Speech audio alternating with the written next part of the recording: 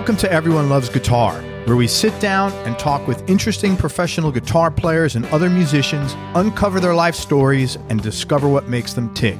If you love guitar, music, and the backstory of people's lives, then stick around. You're in the right place.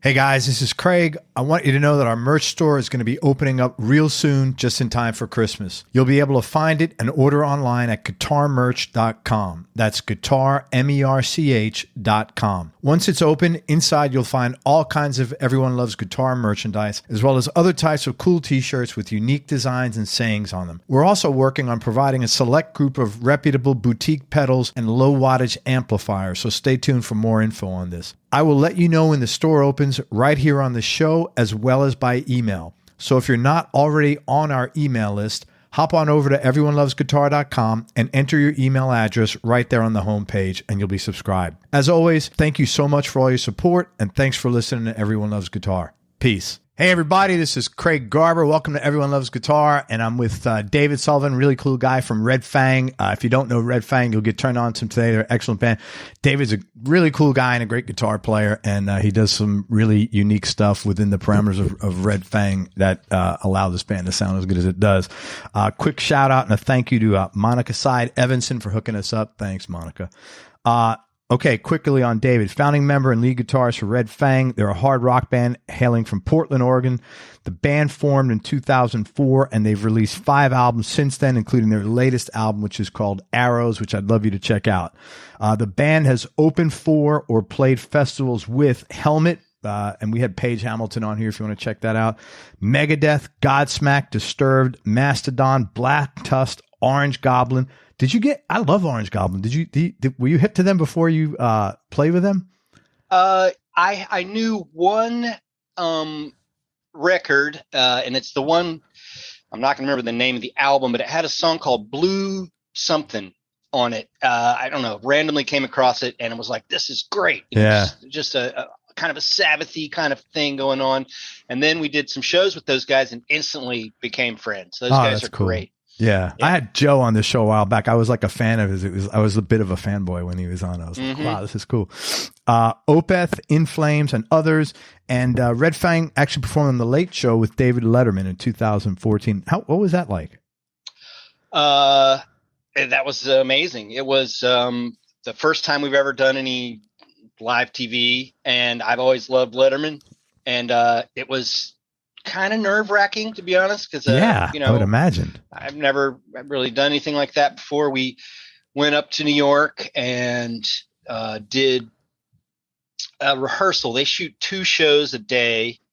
They're shooting 2 shows a day, and then they don't work on Friday or something like that. So we went in early and did a rehearsal, and then let's see, I want to say there was like 3 different times we were in there. We went in there, set up our stuff, and at that point, I think we couldn't really make sound. And then we came back a little later, and they did, I guess, what they call blocking, where they basically see where everybody's going to stand. They move their cameras around, and we got to meet Paul Schaefer. And Paul Schaefer was nice enough to play with us on the song. I always thought that was cool that he would sit in with bands. And, he probably never heard of us before that, I'm sure, and didn't know the song. But after, we just said, here's the basics, what the song goes, and instantly he could play along, and just improvise on it. So that was really cool. But yeah, it was great. It was nerve-wracking. I didn't sleep much the night before worrying about it. And I've said this before, and I don't know if anybody could notice, but so there's a part in the song, I guess it's like the second verse or something anyway, where I play a sort of a solo. Well, it's basically me mimicking the vocal line. Okay. So I kind of do this high up thing that kind of does what Aaron's singing. And when we got to that spot, I went to the wrong note, and I just was like, uh-oh, I'm not in the right place here. So I just I call it getting jazzy. I just made some stuff up and kind of got back on it pretty quickly. Right. But, I'm on TV and I'm like already nervous. And then I messed that up. And I don't think anybody can tell. Nobody knows what I was supposed to be playing. Sure. But that made me really just freak out for a second. But it was fine. And I go back and I watch it later, and you can't even really tell. But I can tell. And at the moment, I was panicking because I went up to this note that's supposed to match what the singer's doing, and it was wrong. But anyway, but yeah, that was great. And then didn't really talk to Letterman very much at the end of our performance. He came over and shook everybody's hand, and that was kind of it. But it was great. I was really, I didn't think that we would, at where we were at the time, we would be on Letterman. You know, I didn't think we were doing well enough. And I'm not really sure how that came to be. I think somebody must have known, like the music director or something on the show. There was some connection, and they were like, yeah, we can have these guys on here. So yeah, it was amazing. That was a highlight of our whole thing for sure. That's awesome. Yeah. Who wouldn't be nervous? You've never been on live TV and you're on Letterman. It's not, that's like baptism by fire, man. That's, you know. I've been watching that, since I was a kid, and always loved it. And all the musical guests, he's had so many musical guests on there. So yeah, it was great. It was amazing. Very cool, man. Feather in your cap. That's awesome to have. Red Fang toured the West Coast in 2006, but after that they did full U.S. tours from 2007 to 2011, and then they started doing their first European tour. They toured throughout the States and Europe every year until 2009 when COVID happened. Red Fang is also known for they have some really cool, really funny videos that we'll talk about some of them today. I mean, it's like old school videos, really. Nobody's making videos like that anymore. I mean, nobody. I mean, they're really cool. And the videos have helped them get a lot of traction, and well deserved. It has. I'm going to step out of the order here, but I was curious. You toured the West Coast in 2006. How did you guys get all these shows booked? Did you have like a booking agent or? Yeah, back then it was pretty much our drummer, John. Wow. And it was even before, I want to say maybe he had a mobile phone then, but I feel like it was this style where he didn't even have a mobile phone. We had a notebook with phone numbers and addresses and an atlas, a road map. Right. And, we didn't have Google Maps and stuff like that. But yeah, the booking back then was okay. So me and John had been in some bands before. We had all, before Red Fang, been in a bunch of bands and done a little bit of touring. And whenever bands would come to like Raleigh or Greensboro, back in North Carolina, they would stay with us. We were just friends with bands. So I think a lot of the shows would happen because we would call bands that we knew in different cities and be like, hey, who do we talk to set up a show? And so it was really just a lot of like old fashioned phone calls, and, it wasn't emails, or maybe there was a little bit of emailing actually, but it was early enough. I don't think I got a cell phone until I remember getting a little flip phone. I didn't even have a mobile phone until like maybe 2008. And it was before we were doing a tour with Clutch. And I was like, I need a phone. I can't be on the road and have no, way to, contact anybody. But it was mostly our drummer. He and our other guitar player, Brian, he knew a lot of folks too. But it's just knowing people and old fashioned style, like calling. I remember we would get to town, go to a payphone and call and say, hey, we're here. How do we get to, where do you want us to go?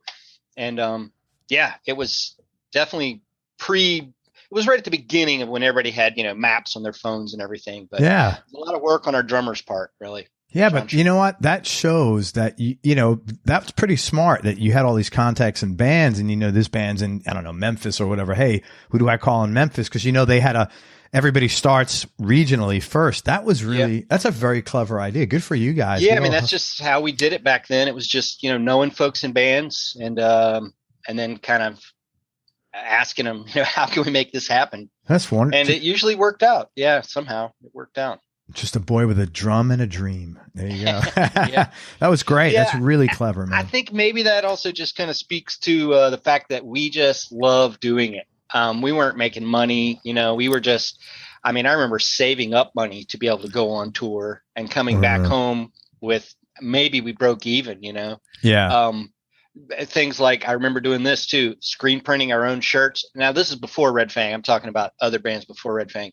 But I remember screen printing our own shirts with another band, just so we would have something to sell. One time I made for me and John's old band, the Mercury Birds, I made a stencil, a multicolored stencil that was meant to, use spray paint on.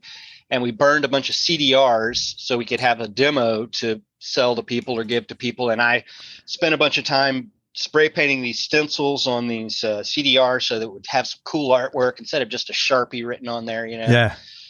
So yeah, just doing stuff like that. You kind of had to make it happen however you could. And I don't know, it just somehow it worked out. Yeah. I think that speaks a lot to one of the things I've learned is how far really caring about something that means something to you. Yeah.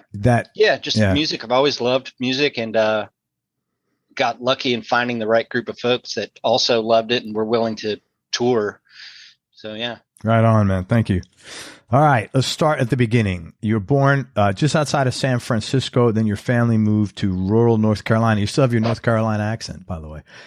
Yeah, it comes out a little bit. If I talk to a family or something like that, or somebody back in North Carolina, it definitely creeps out. Yeah, man. What prompted that move from the West Coast to the East, and what was growing up in rural North Carolina like for you?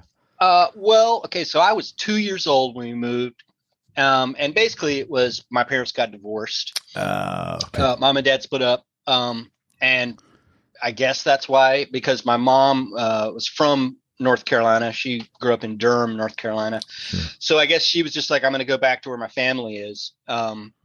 So that's why we moved back. And then growing up in rural North Carolina, I really love North Carolina. It's a beautiful place. Yeah. We were kind of, I guess you'd call it the Piedmont. There's coast, there's the coast, you got beaches, and then there's the middle, which is kind of rolling hills. And then Western North Carolina is mountains. And we were basically in the middle there, Raleigh, which is the capital. And, Raleigh, when I was real young, up until like 5 years old, then we moved out to the country, out to Dunn, North Carolina. Actually, technically Coates, North Carolina, which is a town with like 2 stoplights and there's not much there. It's really small. That is rural. Tobacco fields, cotton fields, all around. And we lived in this old house. It was an old, I don't know how to describe it. I guess it was kind of Victorian looking, had a tin roof, but it was big. It had a breezeway between the main house and the back. We had a wood stove for heat. I remember at one point we had a wood fire powered hot water heater. Holy crap. So this guy that my mom was dating for a while. Wood fire? Yeah. So you had to heat wood to heat. You had to burn wood to get a shower. So here's what it was. It was the tank from a hot water heater built on a little ring of bricks, and then a 55-gallon drum over top of that, and then like a little chimney kind of thing, a stovepipe. And so, you had to start a fire in the bottom, and then it was connected. You made sure there's water in the tank. You start a little fire in there. It basically just heated up this tank, and it was connected to the bathroom with just garden hose style hoses. So if you let it get too hot before you turn it on, those hoses would pop because it was dangerous, actually, I guess. We never had that happen, but there was a while before we had a real hot water heater, electric hot water heater. You had to start a fire if you wanted hot water. Or the other way we did it, I remember when I was real young, I remember just heating up pots of water on top of the wood stove and taking a bath with that hot water. You just mix it with some cold water. And wow. So pretty rural and not, we didn't have a lot of money. But I look back on that, I loved it. It was great. I was the kind of kid who ran around in the woods, and I don't know, me and my brother try to build little tree forts and stuff. It was great. Cool. I really enjoyed it. What a story, though. I mean, how your mom must have been proud as shit when you're on Letterman. From where you came from. That's like, that's awesome, man. Yeah, yeah, it was great. Yeah. And I mean, I don't want to make it sound like we were destitute. We weren't. But my mom definitely took care of us. We were going to school. We were doing all that.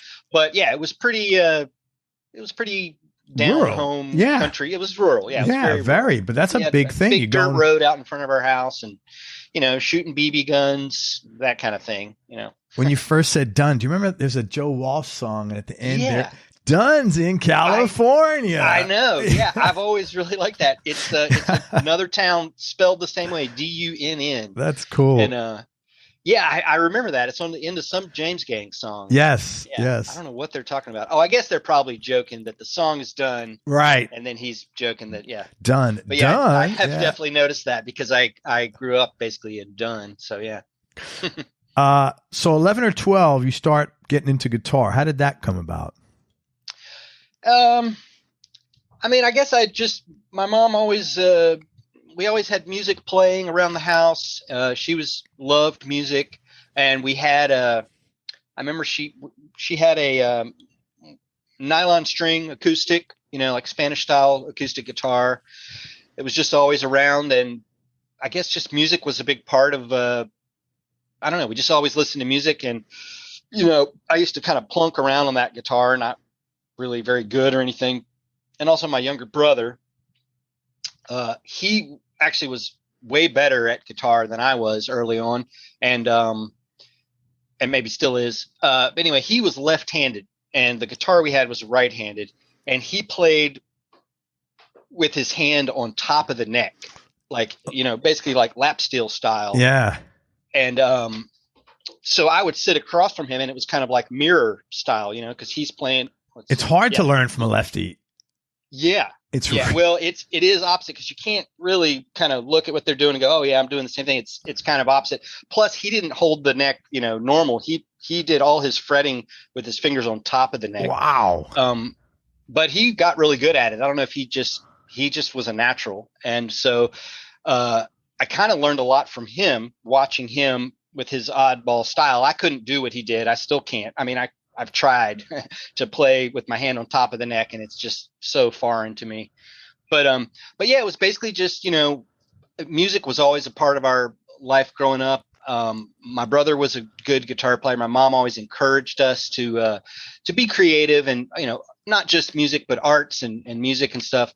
And she was always playing records. She had a big old box of records. And I remember, I don't know, maybe I was like, a little before I started playing guitar, around 8 or 9 years old, and my uncle gave me a crate of records, and it had all kinds of great stuff in there. So yeah, just music was a big part of our upbringing. And but as far as getting serious about playing guitar, I remember at one point my brother got this guitar. I need to figure out what it was called. It looked like an Explorer, and it was white, and it had a bunch of effects built in. It had these little buttons you could press on it: distortion, delay, I don't know, probably a phaser or something. And I don't know what, it was like super cheapo guitar, but with effects built into it. Yeah. And we were just like, this is the coolest thing ever, I don't even think we had an amplifier at the time. I think we played through like a boom box or something, because we didn't really have like a real amp. Sure. But anyway, he started getting pretty good, and especially because he played on top of the guitar, he was good at tapping, things like that, because that was just kind of natural for that style of playing. But yeah, I don't know. I think I got serious about it. Maybe I started to learn a few songs. Of course, the obvious songs like "Smoke on the Water," Iron Man. Yeah. I remember hearing. I love and still do Creedence Clearwater Revival. Yeah. And I remember hearing "Going Up Around the Bend" and that little intro riff, and just being like, "Ooh, I want to do this." I want to make those sounds. But yeah, it was really just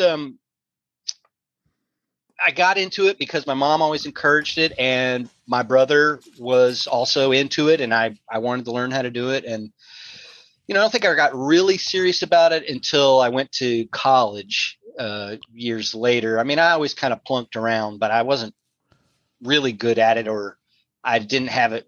I didn't like take lessons or have any discipline about learning it.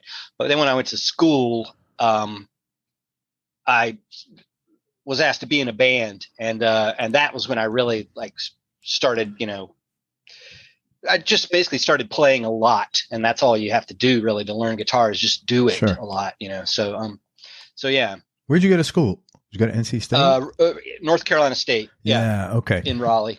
And at that point, you also got into playing Telecasters, which, I watched some interviews to prepare for this, and I was shocked because that, like, hard, like people say, well, Jimmy Page played a Telecaster, but there's not a lot of bands that are playing your stuff, and the lead guitarist is a Tele. Yeah. I think a little piece of why real early on, in playing that band, I had somebody loan me a Stratocaster. It might have been a Squier. It might not have been an actual Fender, but anyway, a Stratocaster. And I was like, this is great. I have an electric guitar. I can play, it was a loaner guitar. And then my dad, because my brother loved guitar so much, he bought my younger brother a Les Paul, like an actual, I think it was an 80 something. I don't know what year exactly it was, but it was a nice Les Paul. And I was feeling the difference between that and the cheapo guitar I'd been borrowing. It was like, wow, I got to get a good guitar.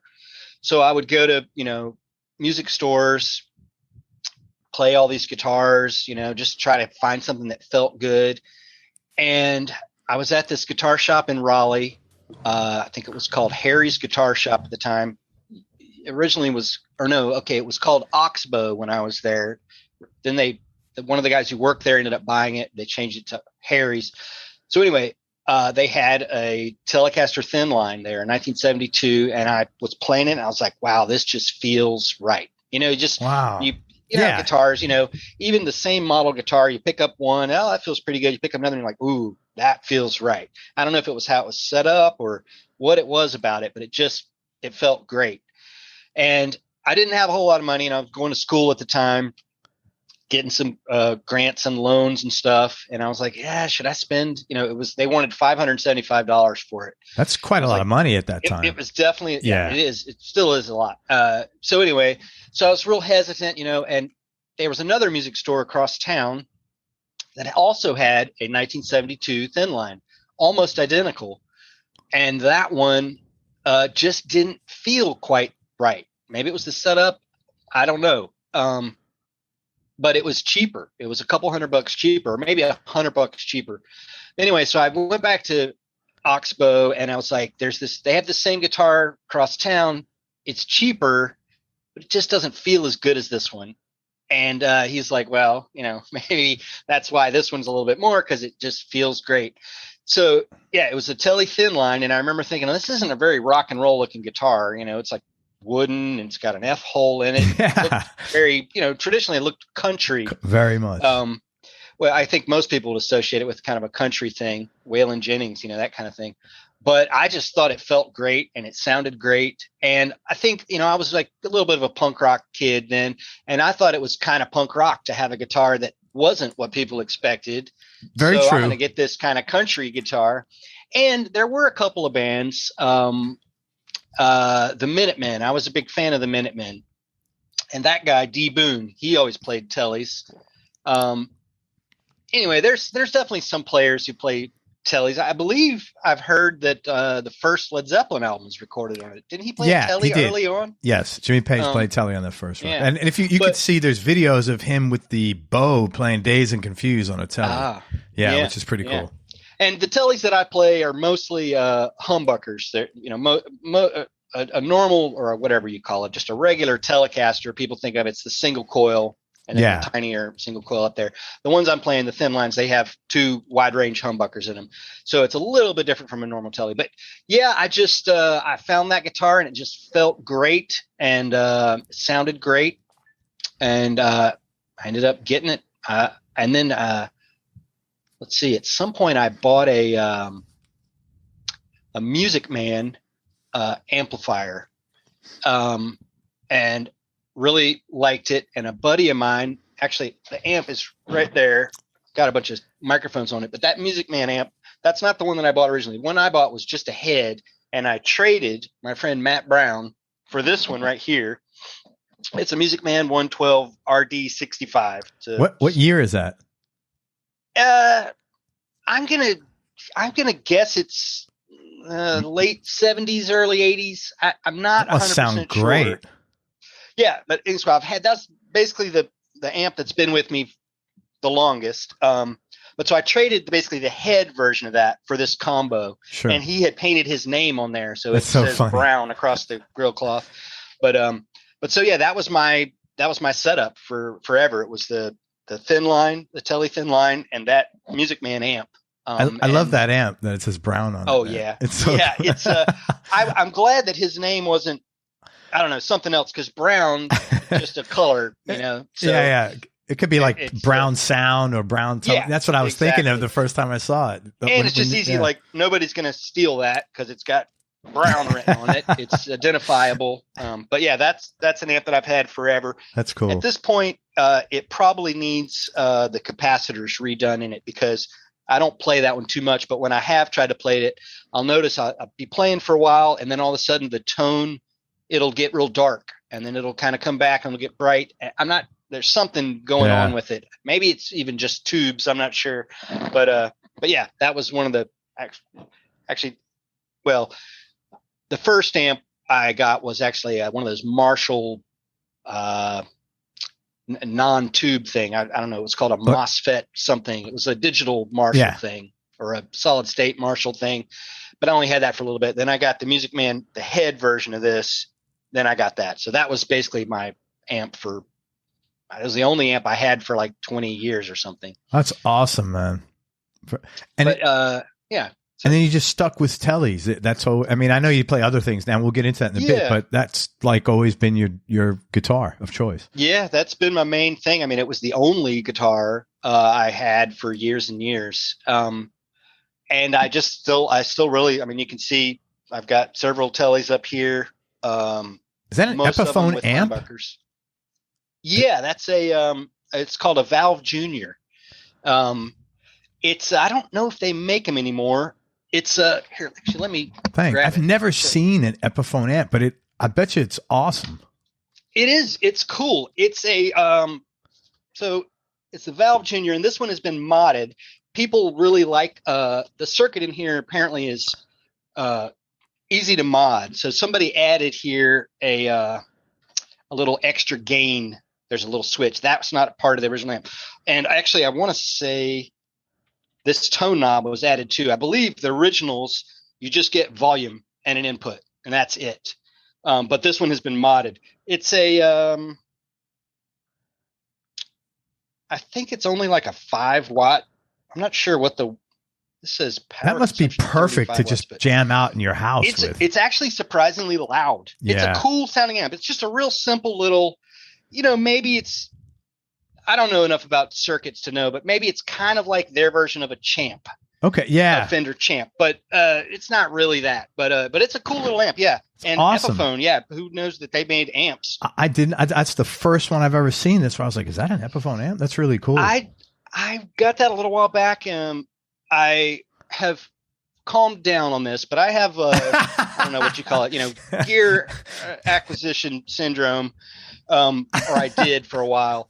So I would be like, "Oh, that thing looks great," or I'd read about it or see a YouTube video, and I'm like, "That's I gotta the worst. Try that out." That's the worst." And I've definitely stopped doing that in the past couple years. But yeah, so I've got a lot of things that I should probably sell, but like that guy, I know there's going to be some time when I'm recording, I'm going to be like, that amp would be perfect for that. So yes. I want to hang on to all these things, but. Well, that's cool. Yeah. But yeah, Teles, I just love them. They're just kind of minimal. They're like the guitar to me. I mean, I know it's not, well, actually, I don't know. Think about it. What was like early on? It was a Les Paul, and Tele was Fender's first thing. Yeah, maybe. That was Fender's first guitar. It was a Tele and then a Strat. But the people that like Teles, they're all in, like you. I mean, it's like either like it or you don't. And I know guys that are like really good players that bought. Even older in life, like my age, they bought a Tele and it was like, nah, I just couldn't get into it. I really wanted to like. Yeah. So it's either, I think, all in or or nothing on the Tele for the most part? I guess I was all in until I played a Nick Huber Krautster, Right. Which is not a Tele style. It's more of a Les Paul style. It's like a Les Paul special with one, or Les Paul one pickup, isn't it? Yeah. Well, okay. So the one that I have is single pickup. Their base model is a humbucker in the bridge and a P90 in the neck. That's pretty cool. The normal ones come with, they're great guitars. It's a German based company, and it's real small. It's basically this main guy, Nick Huber, and I believe just some of his family, maybe one or two other employees. It's not huge, but the craftsmanship is amazing. We were on tour in Germany. I'm not sure what year it was, and his like artist representative guy came to one of our shows with some of their guitars and said, the way our tour was routed, we were starting in Germany, we were going to end in Germany. He's like, I want you guys you can take these guitars with you, try them out, and then I'll meet you at your last show in Germany, and we can talk about it or whatever. And I was like, wow, nobody had ever. How good does that feel? Like that has got amazing. Like a guy comes in with guitars. That's like, that's like, that's it is. It's freaking the cool. Dream, like somebody wants us to they're giving us guitars to play. That's amazing. I mean, he wasn't giving them to us. He was loaning them to us, but, and I had never really played that style of guitar. I've messed around on it, but Tele was my main thing, but I played it and I was like, wow, this thing feels amazing. It was really lightweight, really comfortable. I don't have one here. It's at the rehearsal space, but there's a really nice detail on the neck where the neck meets the body that he does this little carved out shape. So it doesn't just come down square. Anyway, it's just a really nice neck detail. And the guitar just felt and sounded great. Oh, sorry. What were you Is that a thick neck or a thin neck? Is it like a Gibson old neck or a Gibson, like a classic? It's not too thick. I found it to be very comfortable. I mean, that's one thing that I like about some of the Teles that I have is that small neck. I like a small neck as well. With a small radius too. Yeah. Some people like a really flat radius. I'm not like a shredder doing. I try. I don't do a lot of stuff up high on the neck. I'm not a soloist or whatever you want to call it. I'm not a shredder. So I like a really small neck and a small, very rounded fret radius. The Huber is kind of in between. I wouldn't call it a big neck like some of the Gibsons.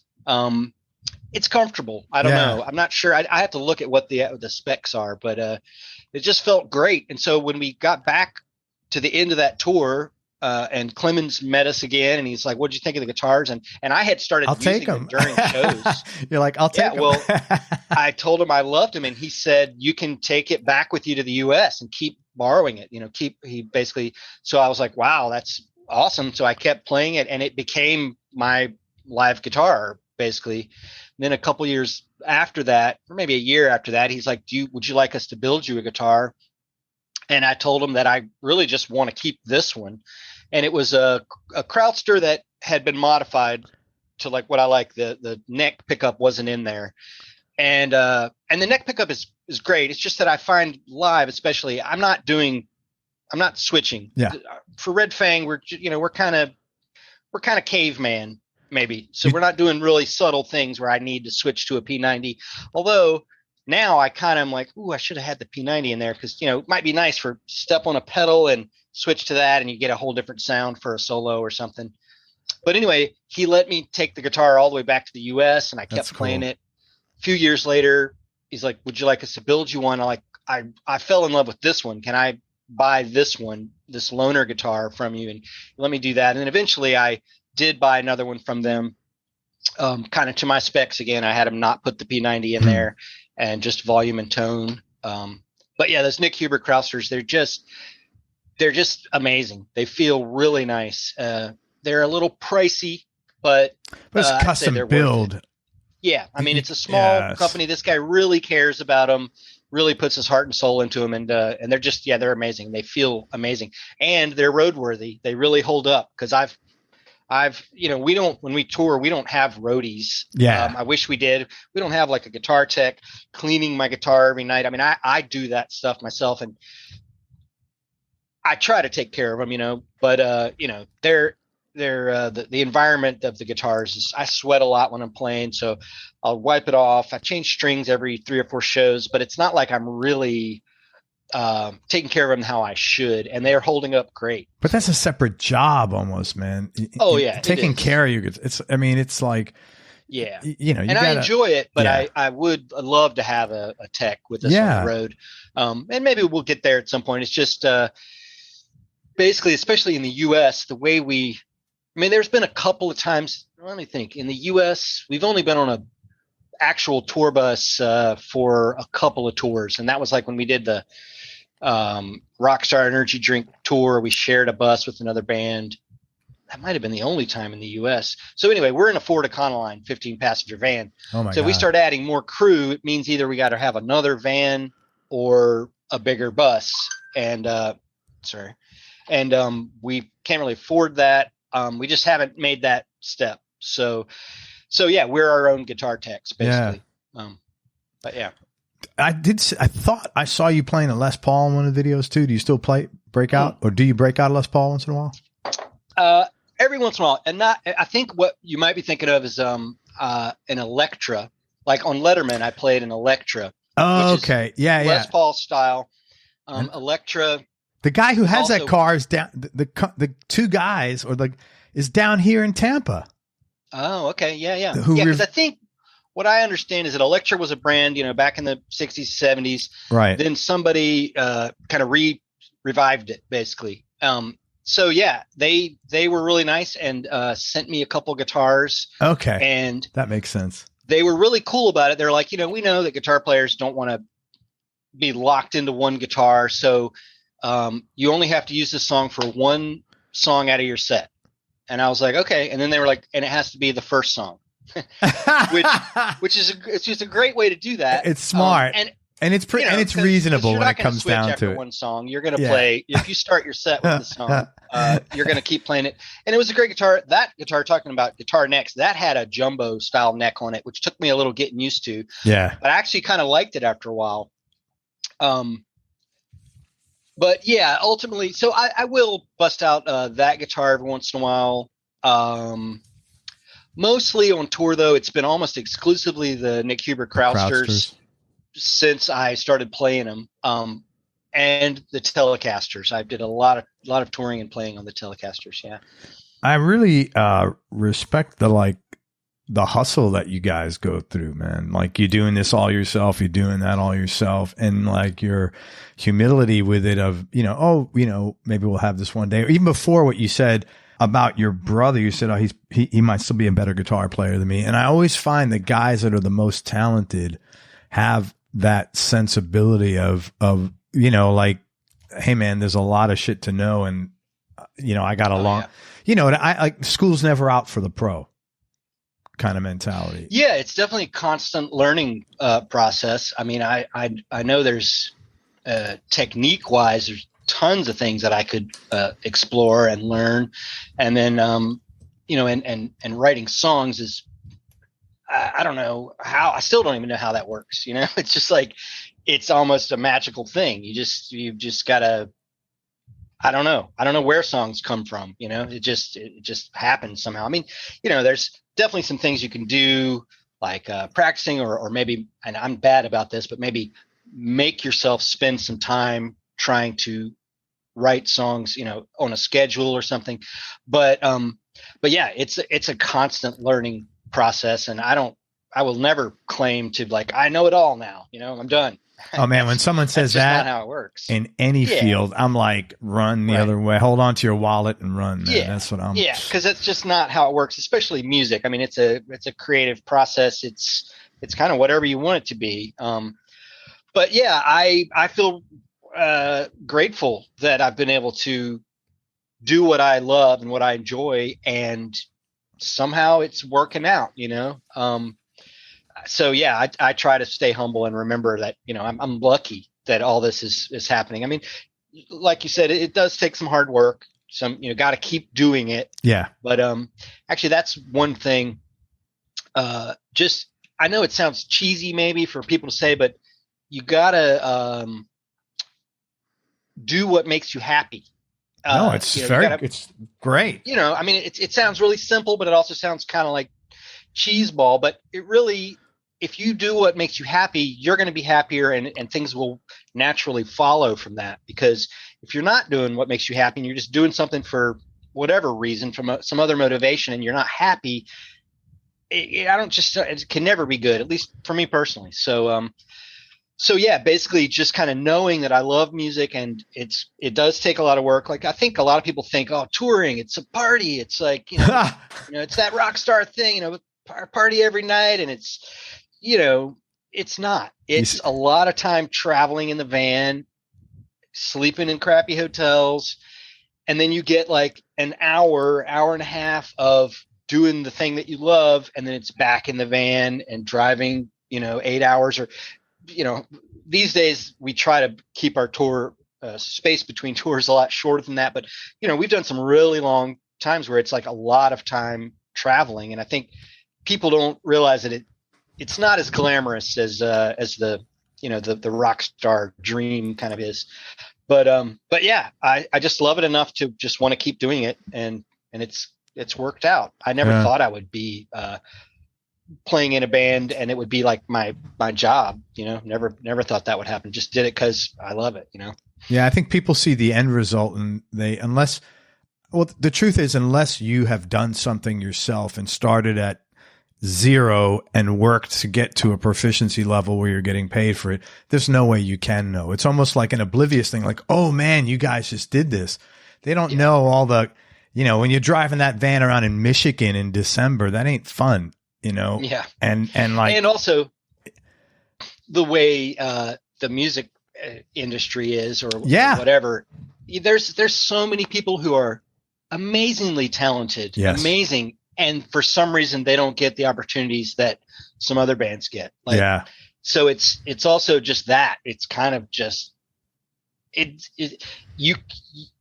luck, really. There's definitely some element of luck or right time and right place, or I'm not even sure, because there's definitely some really talented bands and musicians who don't get some of the opportunities that I got. And I don't know how you explain that. I know one thing that really helped us out was our videos. Our buddy Whitey McConaughey, he started out doing like snowboarding and skiing, skateboarding videos and stuff. Anyway, he's good at making videos. And at some point he was like, I got this idea for you guys. We're going to make this video. You're going to battle these LARPers out in a park, and you're going to build your own beer can armor. And we were like, that sounds great. It sounds really fun. I remember him saying, you can't drink while we're filming, because he knew we would overdo it. Maybe I don't do that so much anymore, but back then we liked to drink some beers. Sure, man. But so anyway, that video though really got it clicked with people. I think the humor in it, it just connected. And then also I think people liked the song. So, but I think really just the being humorous is what made people go, aha, I love this. It's fun. Who doesn't like beer and battling and, running around in the park and costumes, and I don't know. So yeah, it just connected with people, and that really helped us out. So I think that's one of the things that gave us some opportunities, was that video put a lot of eyeballs on us that we probably wouldn't have had if we just put the song out there without a video that people responded to. So that was one thing that really helped us a lot. Let's switch gears. Let's go talk about some of that, because I want to talk about some of my favorite Red Fang songs. Wires from Murder the Mountains. To me, the way you get the arrangement on that song was really cool. It reminded me of, not that it sounds like Black Sabbath, but you know how Sabbath would pace things and then they'd have a pause, and they would change up the tempo. Yeah. And that song was the arrangement on that was really cool. The lyrics, mama, she said to wait, she's lost it all, slowly got to stay to make you pay. it's pretty dark. She throws the fiend upon the floor to get those suckers full of stone till the day he dies alone. What is that song about, man? It was Yeah. Well, I can speak to both these things, but the lyrics are Aaron, our bass player, Right. wrote the lyrics, and I'm not entirely sure what the lyrics are about. It is kind of dark. I feel like it's basically, it's kind of the baby bird leaving the nest and maybe even going off to war. And it's kind of separating, but in kind of a dark kind of way. But I kind of feel like it's I imagine like a soldier or I don't know, someone far away from home, kind of thinking back to his mom and the mom missing them. okay. But to be honest, really, you kind of have to ask Aaron what it all really means. I think he's kind of more going for a feeling. I don't know if it's based on anything specific. Okay. And then the arrangement, that song is actually kind of all of our songs are collaborative, but that one specifically is some riffs that I wrote and some riffs that Aaron wrote. And so I wrote the down, the beginning part of it. And then Aaron had that part, the bust out part, which I think you were kind of talking about. It kind of builds up to yes, kind of pause, and then Aaron had this riff, and I was like, oh, that feels so good after doing this kind of tension thing for so long, and then it just kind of busts out. Aaron, it's a combination of some riffs that I wrote, some riffs that Aaron wrote, and the whole band, because really the way we write is very collaborative. Even I remember. Well, you guys must be good friends, because I'm not 100. I didn't check every song, but aren't all of you credited on all the songs? Oh, yeah. We just decided that a while back, instead of trying to keep up with who wrote this one, who wrote that one. I mean, I can remember who kind of came up with some of the riffs, but they all get morphed and changed around. So we just say we wrote it all together, because that's very really cool. We did. I mean, there's some of us, like not to get too far away from the songs. No, that's cool. But Brian is probably the most prolific as far as coming up with riffs. Uh-huh. Maybe not always complete songs, but he'll come in. He's like, I got 3 or 4 new, riff ideas, and throw them at the band. But anyway, so yeah, everybody brings like bits and pieces, sometimes a close to complete sketch of a song, but then we, as a band, work it into a song, figure out the arrangement. Does this feel like we need to go longer here? Should we have a quiet part here? That kind of thing. That's all very collaborative. So yeah, as far as credits on the songs, we say it's everyone in the band. It's all of us together. But that's not common. I'm telling you, as you probably know. Yeah, but I think it's really cool. It speaks to, you guys are in this together. Yeah. You know? I feel like there's not like one person kind of saying this is my creative thing and everybody's kind of supporting. It's all of us doing it together. Although, there are some strengths, like Aaron and Brian write most of the lyrics, and I think that just follows because they also are the main vocalists. Sure. So I don't have much to do with lyrics, although I have written some lyrics and just given them to them and go, if you can do something with this, great. Yeah. And I did sing on the very first record. What song? Oh, what is that song called? Wings of Fang. Yeah, man, that's one of the songs I like. That's funny. I didn't want to sing. Brian was like, come on, you got a good voice. You should sing. And so I did it. And I used to sing it live. Don't do it anymore. And we haven't really played that song too much, although we have recently revived that song in our possible set list, but I'm not singing it.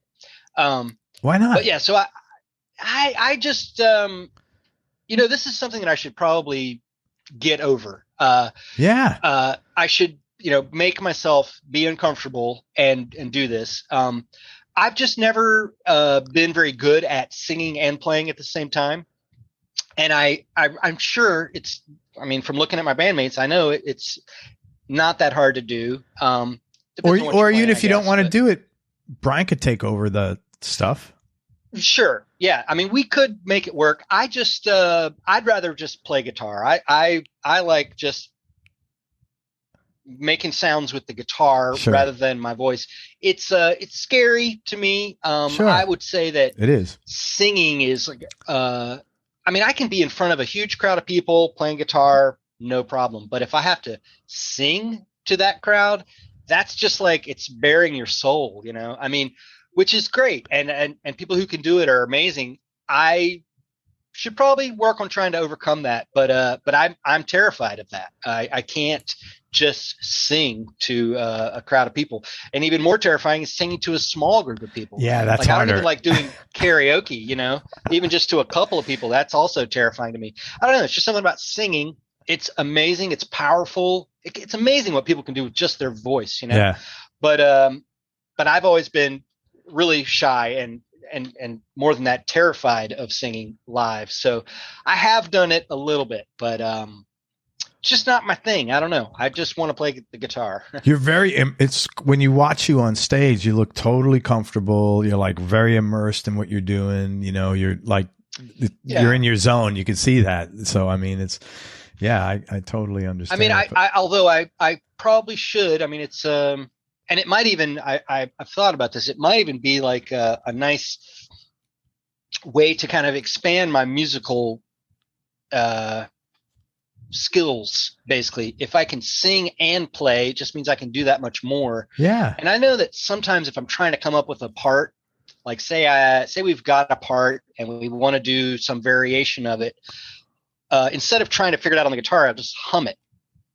Which is way easier because you're not going to hit any wrong notes, you know. Sure. You're just humming it out and then figure it out on the guitar. So maybe if I worked on doing some vocal stuff, I could get to the point where I could do the same idea humming, but on the guitar, you know.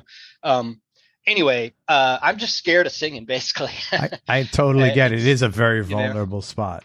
We're having We're having a breakthrough moment here, David.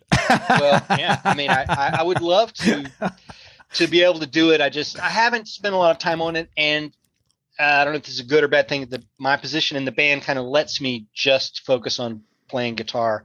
I noticed in the intro you said lead guitarist, and me and Brian, neither one of us will claim to be the lead guitarist in the band. I guess technically because I'm not also doing vocals, maybe I'm the lead guitarist and I've got more pedals than Brian does. Sure. But I don't really think of myself as lead guitarist because I guess because like I was saying, I'm not a shredder. I'm not super technical with the solos and stuff. I mean, I guess. Hey, neither is Gilmore. Well, yeah, and he's amazing. He's great. Yeah, I mean, you know. Yeah, you don't have to be that kind of player. No, I don't look at. I just when I hear lead guitar player, I think of Eddie Van Halen. But anyway, so we joke that neither of us is the lead guitar player. Sure. But yeah. Hey, no disrespect to Brian. Sorry, I just hope. Oh no, not at all. I don't hope he's not offended. Yeah, no.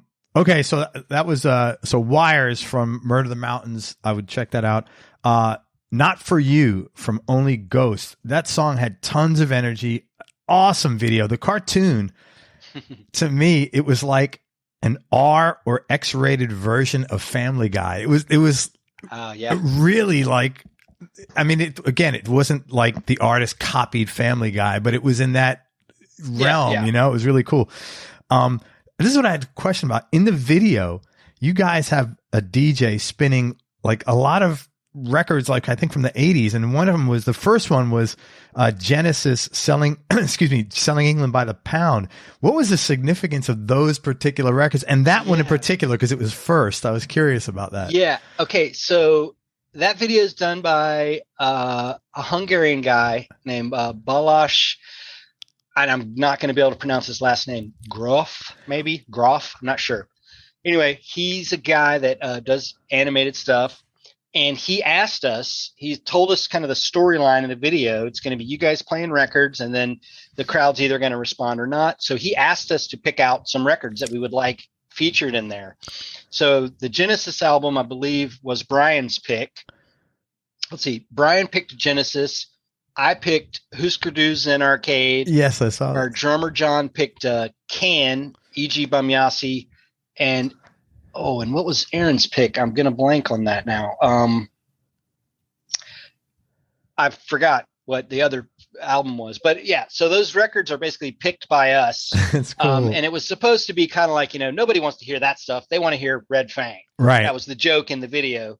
But so, yeah, that's why those were in there. Basically, he like pick out some albums that wouldn't go over at a party, at a dance kind of thing. What a DJ wouldn't be playing these albums. Correct. But yeah, I believe Brian picked that one because he just loves that record.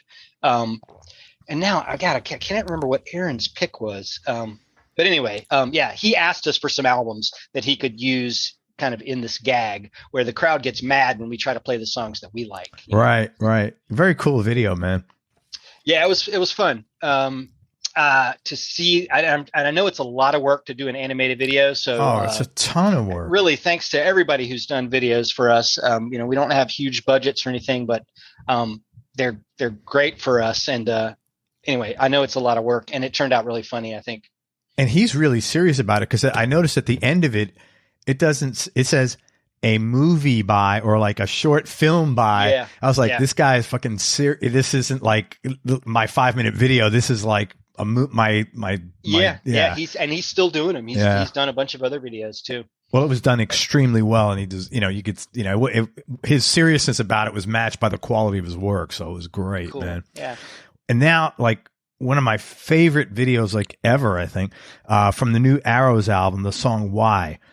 So if that song's about addiction, correct? Yeah. Okay. It's tricky. Okay. That song is actually it's lyrically it's sort of a cover of. You're not going to expect this, a Fraggle Rock song. The Muppets Fraggle Rock thing? Yeah. So there's this song called Why, and the lyrics are pretty much the lyrics from that. So it's kind of a cover. The music is totally different. And I believe Aaron changed the lyrics even some from the original to what it is now. And the video is definitely about addiction. He's, transposing pizza for drugs. Right. The main character, Arnie, his name is Arnie Von Party, and he's addicted to pizza in the video. The lyrics of the song itself, they're more like a kind of why is the world the way it is? Why it's a philosophical kind of, why are we here? Kind of that's kind of what the song is about. Why is the sky blue? Why do caterpillars crawl? Why do these things do the things they do? Basically, why is the world like it is? That's kind of what the original song is, and it's a Fraggle Rock Jim Henson thing. Lyrics, the music is Red Fang, but yeah, the video is a little disconnected from that, but I think it works. But yes, the video is definitely about addiction, and when I first saw it, I was like, this is amazing. And I was like, ooh, it's almost too dark. It hints at some really unsavory and terrible things. Chuck E. Cheese. But I think it works. I sort of say, this is what I wrote. It's like the setting is like Chuck E. Cheese meets Murder on Elm Street or whatever, that Nightmare on Elm Street or something like that. How did this, and you have like the evil banana splits as the characters kind of. Yeah. How did that come up? I mean, so most of our videos, besides those animated ones, have been with Whitey McConaughey. And then not too long ago, we did a video that was, I don't know how to describe it. It was a video that was also a video game. So there was actual video game created and you could play it on your phone. And it was the video for the song, but it was an interactive game thing. Wow. And that was done by this guy, Ansel Wallenfang, who's this guy who did this Why video. And he's just this super creative guy who loves kind of, I don't know, pushing boundaries. Like he's like, I don't want to just do a video. I want to do a video that's also a video game. And so for this one, he wanted to do this, kind of a weird horror take on a Chuck E. Cheese thing. But basically, we just were like, yeah, do what you want to do. We let him have free reign. I mean, he showed us kind of a storyboard of it, and we were like, this looks awesome. And he just kind of did it. He likes our band, I guess, and loves being creative and creating videos. And so we just kind of let him run with it. And I think it turned out great. Yeah. We're actually working on another one with him. I think we're finished with all the filming. I think he's still editing some stuff, but so there's another one coming out by the same guy who did the Y video. Whitey McConaughey. Okay. Ansel Wallenfang. Oh, Ansel. Okay. Ansel. Okay. Did Y. Yeah. Whitey did like Wires, Prehistoric Dog. He's done a bunch of videos for us. So yeah, most of our videos are Whitey McConaughey. Ansel has done a video game thing and Y, and then the animated ones were a couple of other people, Balash Grof and I'm sorry that I cannot remember the other guy's name. Anyway, there was another animated video. I'm so glad you're doing another one with Ansel, because that video, the Y video, is because it was creepy. The singer in the band, he's like an evil banana split, but he's really an addict. I mean, he's very tragically conventional addict behavior. Like, the guy stops on the side of the road with the pizzas, and then they're in the hotel, and the guy's like buried in shame in the toilet. I mean, in the back. I mean, it's like, that's like sad, but that's addict behavior, full on. I know. Addict. It's interesting how he combines kind of this really dark, real addict kind of stuff, and somehow it's funny. I guess you could call it black humor. Yes, call it black humor because it's it is it's still funny, and it's partially because he's a Chuck E. Cheese kind of animatronic guy, but it also it's kind of heavy, And the music was the music enhanced both of those things, the humor and the dark. It was really it was pretty perfect, from a creative standpoint. I'm really happy with how it turned out. It's awesome, and I'm excited about this new video. I don't really want to give anything away about it. No, totally cool. But I think it's going to be awesome. What song is that for? Off Arrows? It is. Yes, it's another song on Arrows. It is called Rabbits in Hives. Awesome. It's a real short little song. Yeah. Yes. But yeah, that'll be done also by Ansel Wallenfang, and I'm not sure when that's coming out, but it's almost finished, I believe. Well, everybody, I would check out the Red Fang video for Y. It's a work of art. The music's great. Everything is just perfect, man. It's again, I hope I don't sound unsympathetic to addiction. If you've listened to the show, I'm not. But it was just amazing the way they created this under those, the scenes of the Chuck E. Cheese sort of. All right, let me see what I want to ask you. Tell me your top 3 musical experiences, David. Well, playing on Letterman, which we briefly talked about already, that was definitely one of them. I mean, that was amazing. I was really nervous and excited, and just all the emotions. Basically, that was definitely a highlight to get to play on Letterman, and would love to do more live on TV stuff. Like Saturday Night Live would be amazing. Who knows if that's ever. Hey, right now, let's put it out there. Producers or music directors of Saturday Night Live, Red Fang is your next guest. Yeah, but if you get on the show, man, you got to get me and my wife tickets. That's the only thing. Sure. If it comes through here, or maybe we could do like Jimmy Kimmel has musical guests on there. That's right. I don't know if Seth Meyers has guests on there. Anyway, I'd love to do more of that. And that James Corden as well. Oh yeah, James Corden. I would do any of those shows. That would be great. All right, I've had guys just putting it out there in the universe, make it happen. Absolutely. I had both the guitarists from those. I had the guitarists from all those shows I think on. So guys, hook a brother up here. Red Fang needs to get on. All right. Nice. There you go. Other top musical experiences. We got to open for the Foo Fighters in Prague and Paris. Wow. I'm blanking on the dates on that, but it was the largest indoor show we've ever done. We've played some festivals outdoors with more, but this was I believe the Paris show the capacity was 17,000, and it was almost full. It was close to that. Prague was similar, maybe 15,000, and opening for the Foo Fighters, just us and the Foo Fighters. So that was amazing. Also nerve wracking. They have, comparing our touring style and crew, it's night and day. They've got, because they put on for one thing, they put on a really long show. Those guys play like 2.5 hours every time they play. And they've got, video screens. They basically build a stage when they get there. They get to the place and they don't just use the stage that's there. They build this whole, production. They've got video screens. They have a bunch of people with cameras. Part of their crew is camera guys. That's wild. Crew, so they've got. So they're showing the screen. They're showing various movies of them. They're like during, Yes, because they're in these larger places, so you kind of want to enhance for people way in the back. So they've got, while they're playing, there's camera guys, and then there's also behind the scenes. There's like kind of a mission control, someone deciding, all right, I'm going to send camera number 5 onto this screen and camera number 3 onto that screen. They do a really huge production. So our style compared to that is no guitar techs. It's just us basically and our tour manager and our sound guy. So really, you guys are a good combo to open for them, actually. I think musically it works. Yeah, and when we played with them, we were a little worried about it because this crowd did not care about us. They were there for Foo Fighters, fair enough. I mean, that's who they were there to see. And I feel like, when we started out, it was kind of like, okay, I don't know if the crowd really is getting this or cares about it. But by maybe about halfway into the set, people were starting to rock out and being like, oh yeah, this band, I can see what they're doing. And so I think we won the crowd over. That's cool. That's not easy, man. Worked.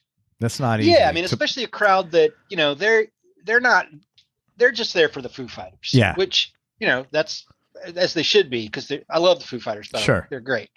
But it is a little scary to kind of be like, just thinking like, who are these? Who's this Red Fang? What is this junk? Just give me the Foo Fighters. Yeah. But I feel like we actually kind of won them over. That's awesome, man. By a little bit into the set. And so, that was another highlight. Opening for Foo Fighters in Paris and Prague. That was amazing. That was really great. And those guys are super nice. And I would love to do more of that as well. So how did that come about? How did you guys get that opportunity? Okay. So, music connections. There's one of their guitar techs, actually 2 of their guitar tech guys live in Portland where we live. Sean Cox is this just super awesome guitar tech guy. He's a fan of us, and I'm not really sure exactly how it happened, but I feel like he nudged some people or was like, you guys got to let Red Fang open somewhere for you guys. And I guess that we were touring in Europe, and they were touring in Europe, and I guess, paths crossed at the right time. And I feel like Sean, their guitar tech, one of their guitar techs must have been like, hey, let Red Fang open these shows for you guys. You need a show opener. They're on tour. They're in the same spot, same part of the world. And so I'm not sure exactly how it all happened, but I feel like Sean Cox, one of their guitar techs, must have put in the good word for us or something. And that's how it happened. That's cool. I don't know, but it was great. That was definitely a highlight. Trying to think other highlights. We opened for Slayer in Brazil one time. And Brazil that was crowds are massive, aren't they? Yeah, we played. It was a pretty big crowd. I don't remember what the capacity was there, but it was several thousand. And that was another one where I was like, this crowd is not going to care about us. They want to see Slayer. They don't care who Red Fang is. But I feel like we also won that crowd over. We, of course, played our heavier and more aggressive songs because we're opening for Slayer. You can't do like we probably wouldn't have played Why. Yes, that's what I was thinking. A little more gentle. But so that was another highlight. And at first I was like, are we going to get, because we had heard of Slayer crowds and like booing openers and stuff like, get out of here. Let's see Slayer. But people seem to really, really dig us. So that was probably another highlight. Oh, and I just thought of another one. Sorry, I know you only asked for 3, but no, cool, man. We got invited to play Metallica's Orion Music Festival. Okay. Gosh, I can't remember the years again. I have to look this up. But so we got invited to play that. And we're on, we're not on the main stage. There's several stages. We're on some other stage. And then just before our set, we hear, "Hey, James Hetfield's going to introduce you guys." And we're like, "Oh, okay."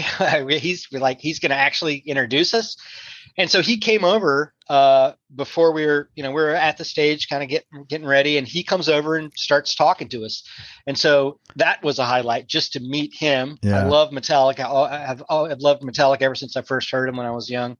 And the thing that I remember is just that, in my brain, he's James Hetfield, Metallica. He's a rock god, but he came over, he's wearing like a tank top, shorts, flip-flops. It was hot. And so he's just, being a normal person, which of course he is. But in my brain, he's James Hetfield of Metallica. Oh my God, so I'm like freaking out. I mean, I think I talked to him for a little bit, but I didn't want to be a super fanboy. And also we're about to play, so I didn't want to get all like flustered. And we actually did get flustered because, so he gets up there and he introduces us. Then we play, I can't remember how I think our set started in drop D. Sometimes we'll switch tunings in the set. And and to be quicker, we usually will just tune that one string. We don't actually switch guitars. It depends. But anyway, so we're playing, we do a couple songs in drop D, and then we're supposed to switch to maybe an E standard tuning. And James Hetfield is watching us on the side of the stage. And so we're all kind of like, oh my God, it's James Hetfield's watching us. That's not nervous. And our bass player, Aaron, gets flustered and nervous enough that he forgets to change his tuning. So we start playing the song, and I'm just like, oh, what's happening? Something is not right here. And Aaron realized, oh, I forgot to change my tuning. And I think it was because, he knew that James Hetfield was watching him on the side of the stage, and he either adjusted or tuned real quick, and we were fine. But so that was a highlight also, getting to play the Orion Fest and having James Hetfield introduce us. And we did end up meeting, or maybe it was before that, I might be getting these swapped.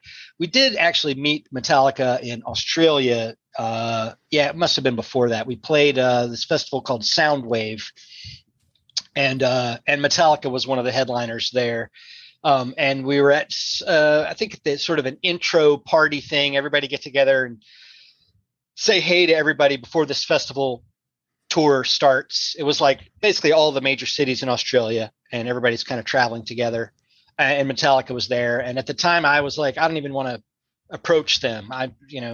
They're super nice guys. They're really nice. And I'm sure they're used to everybody kind of fawning over them and mobbing them. But I was just like, I don't even know what to say to them. I don't want to be a super fan, so I didn't even really interact with them then. But yeah, anyway, I love Metallica. And that was another highlight, was to play their musical festival and get introduced by James. That really awesome. Cool. Really cool, man. I'm happy that you guys got to do that.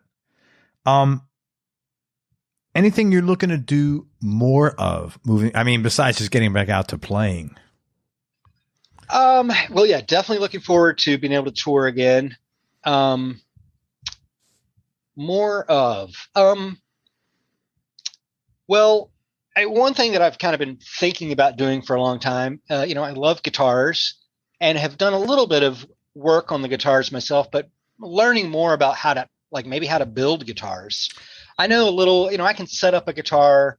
I mean, I don't know if I could get a job as a guitar tech. Maybe I could, actually. I've done, I refinished this guitar. This guitar, when I bought it, was baby blue, and I took the paint off, sanded it, put some varnish on there.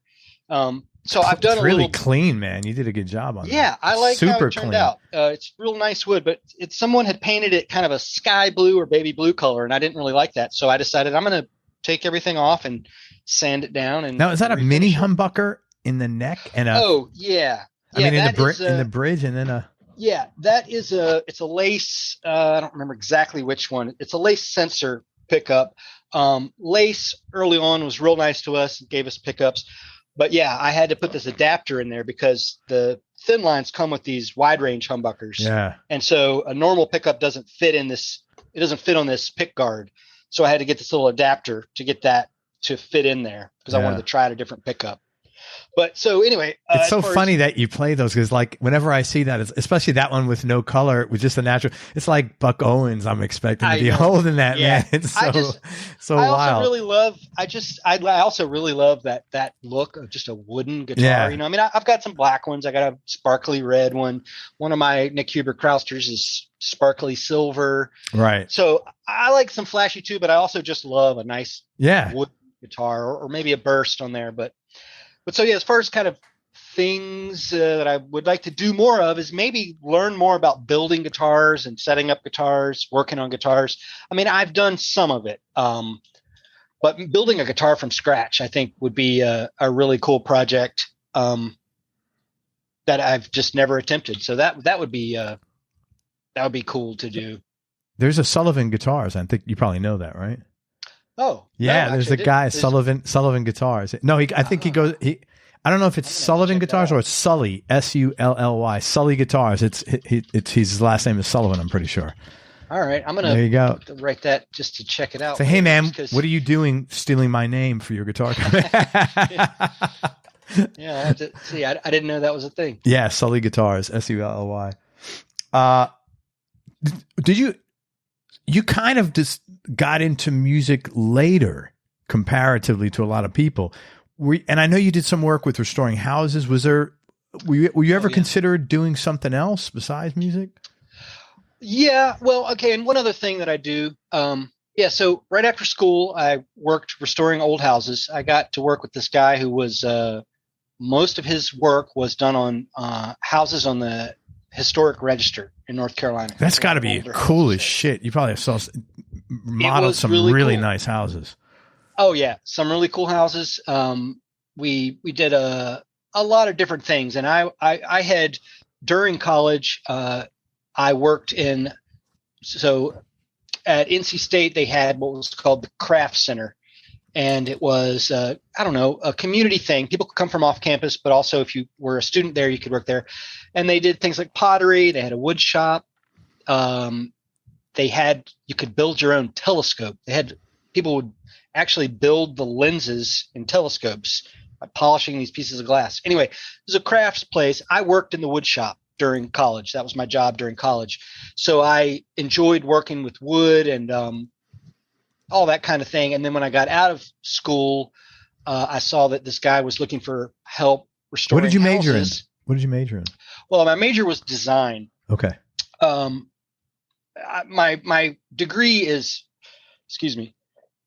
actually a Bachelor of Arts in environmental design. Okay. But what that means is that NC State, they had design that spanned the scale of the environment, from graphic design to product design, architecture, landscape architecture. So it's all design. It's just kind of being applied at a different scale across the environment. So I took kind of I think they've actually changed the name of the degree. It might just be called a general design degree, because I took some architecture, some product design, some graphic design. I kind of took a little bit of here and there, all of it. But so yeah, design. You would like to get on a draft board and lay out a guitar or something. Yeah, that'd be cool. Yeah, I would enjoy that, and I really enjoy solving problems and tinkering and things like that. The world needs you. I enjoy solving problems. Yeah, I mean, I do. I enjoy solving problems. One of the other things that I do, not related to music, is coding. I like redfang.net. I've built that. Really? And I work on Shopify sites for a couple of companies. So anyway, yeah, I do coding and programming, mostly web front end stuff. So let me ask you a question. I'm getting ready to set up my merch store. So if I need a plugin for Shopify, I can I can contact you. Absolutely. Yes. That would be. We should talk about this later, but I would love to help you with that. Yeah, that would be great. That's the kind of thing that I do. So I don't want to get into it too much, but basically, if you need customization on a Shopify site, I can totally do that for you. I can build some things for you, or I can recommend this plugin is a good one, or this app is a good one, or not. Yeah. But yeah, that's the kind of thing that I also do. That's wild. On the side. So, I mean, for people listening, if they want to get a hold of you for that, because that is a very valuable skill, how would they reach out to you? Like social media, or what do you want them to do? Yeah, I'm on LinkedIn. I was on LinkedIn years ago, and I was like, I don't want to do this. I'm terrible at self-promoting. But I recently have gotten back onto LinkedIn. So you can find me, David Sullivan, on LinkedIn. That's probably the best place. And I need to actually put up my portfolio. I've created a little portfolio site to show different things I've worked on, and I haven't actually put it up yet. What's that domain? Because people are going to be listening to this forever. What? Yeah, that'll be if you have one. I do. It's treatcore.com. TREATKOR.com. Great. Yeah, actually, awesome, man. What's on there right now? I should look at that. TreatCore. All right, awesome. Because people, that's a valuable skill set. Yeah,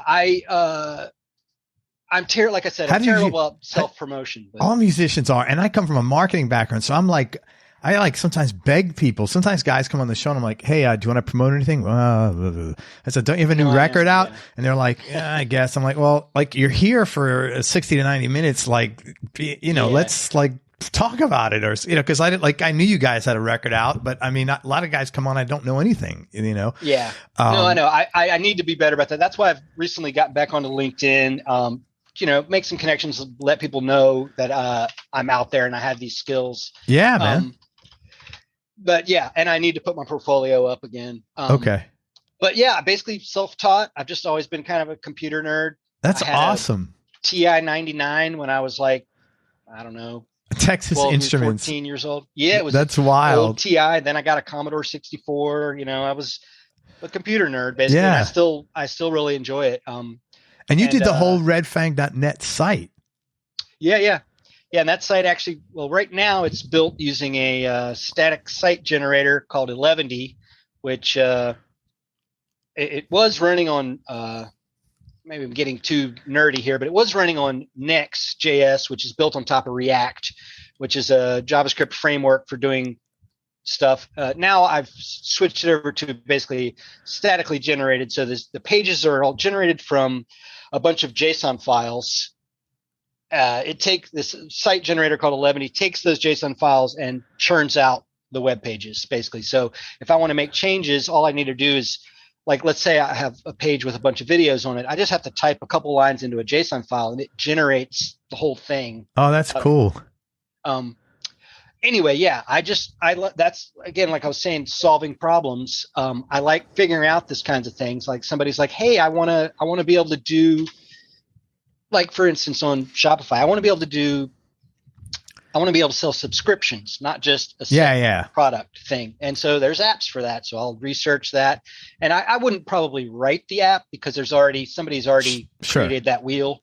But yeah, I love solving those kinds of problems. Like, how can we do this? I built a set of filters, custom filters for a yarn shop where you can basically dynamically change what people are looking at by, I want to see by this kind of fiber, this brand. You can sort and rearrange what you're seeing by some filters that weren't built into the base template. So yeah. What's funny? I was looking at Reverb.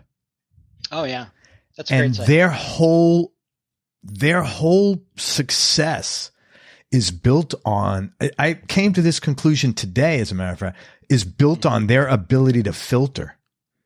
Oh yeah. Yeah. To make it easy for you to find what you want to follow this search. Yeah. And so that's, every dollar they sunk into, I'm sure they put a shit ton of money into filtering applications, and they do a very good job of it. They do. That site is easy to use. Really, I incredibly think, easy. Coming from the design perspective, basically you got to make it easy for people to get to what they want. Totally. You could have really complicated filtering functions and all, but just, you got to think about the user and, like, how can I reduce the friction between them and finding the results that they want? And the number of clicks, because delay is the death of a sale, man. Yeah. So, that's all basically user interface design stuff. And yes, Reverb does a great job. I believe that site is, I'm not 100%. I believe they use Ruby for that site in the back end. But yeah, Reverb is great. It's also just great for finding stuff. Yeah. I'm actually, I don't know if you've seen, but I have quite a few pedals, guitar pedals, and thinking about selling a chunk of them. So I'm going to use reverb for that. Are you going to use? So you're gonna have like, because they'll have a separate, like David Sullivan. They'll. I've seen that where you ought to do that, man. So from this band is doing that. I might do that just to give it a little bump in visibility. It'd be a bump in visibility. You probably get a premium for it as well. Because look, if someone's a fan of yours, they want that pedal. Will they pay $50 more for it? Yeah. Yeah. Easy. I'm not encouraging you to. I don't know how jack up price. But I agree. Yeah. I think I know what you're saying. I don't want to be like, hey, I'm in Red Fang, buy my shit. But yeah, it could help me. You don't have to say that, but you just say, hey, you make a nice video. Man, you're a super humble guy. You just make a nice video of yourself. Hey, I've collected all these pedals over the years. There's some cool ones in here. This one does this. I'm not really sure how they do those, when it's kind of like that, like a featured thing. Like, I saw that Cheap Trick, Rick Nielsen had it. Yeah. Rick Nielsen. He was selling a bunch of guitars on there, and I was like, whoa, I got to check these out. Because he's got a bunch of amazing stuff. His collection is insane. But anyway, maybe I can do one of those kinds of things where it's like, and then you just drive them there from your social media list too. Say, hey, we're doing this, and so you're going to get some traffic. You don't have to depend on exclusively their traffic. Yeah.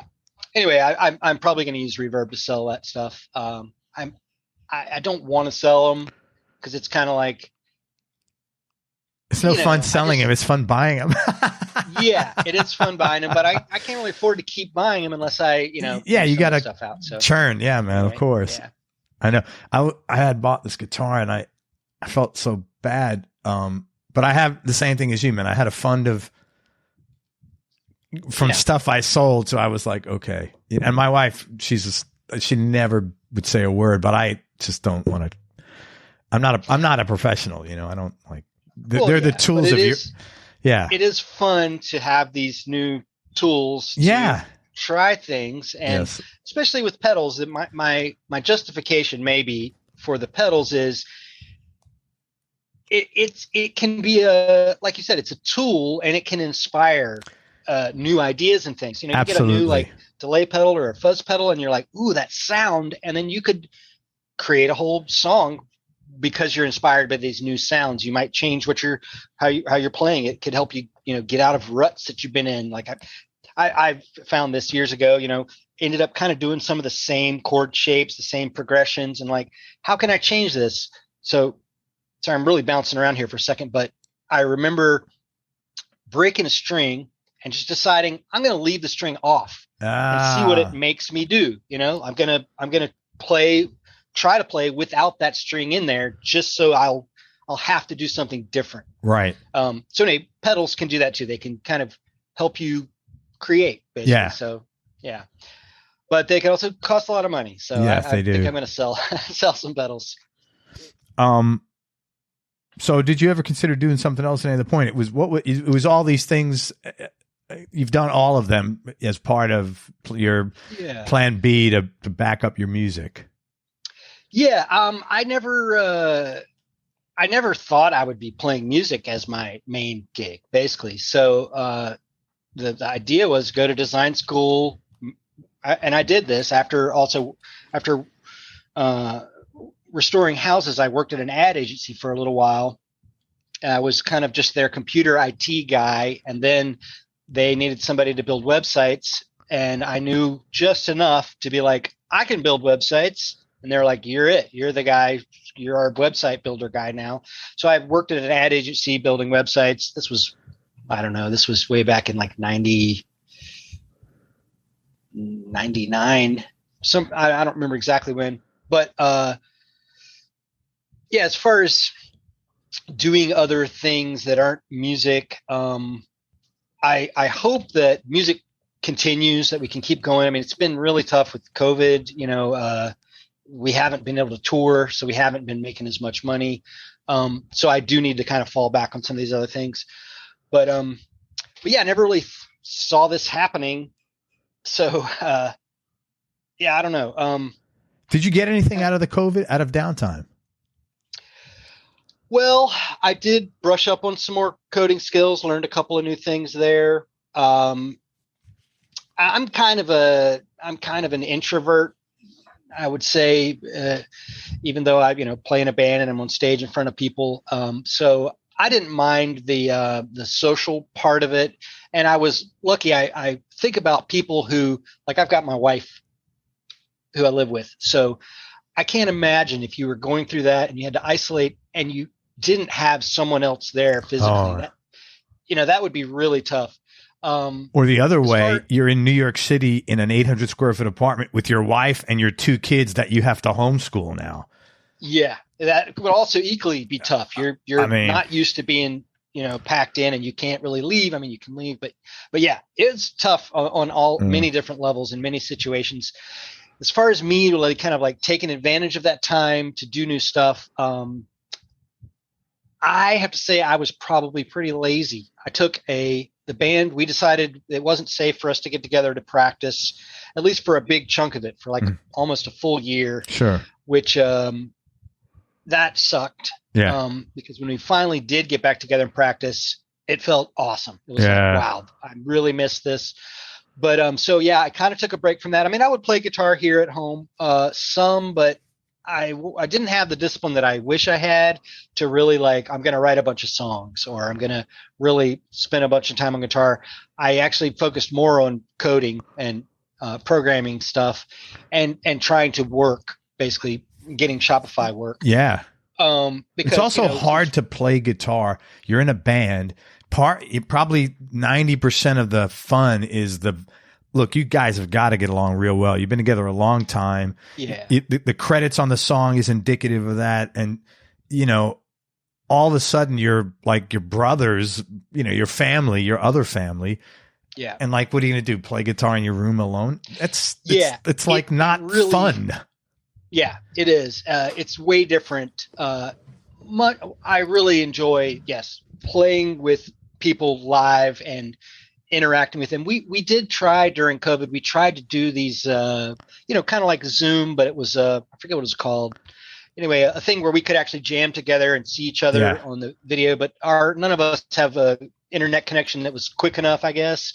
So there was this weird lag delay. It was really impossible. That's gotta be horrible, man.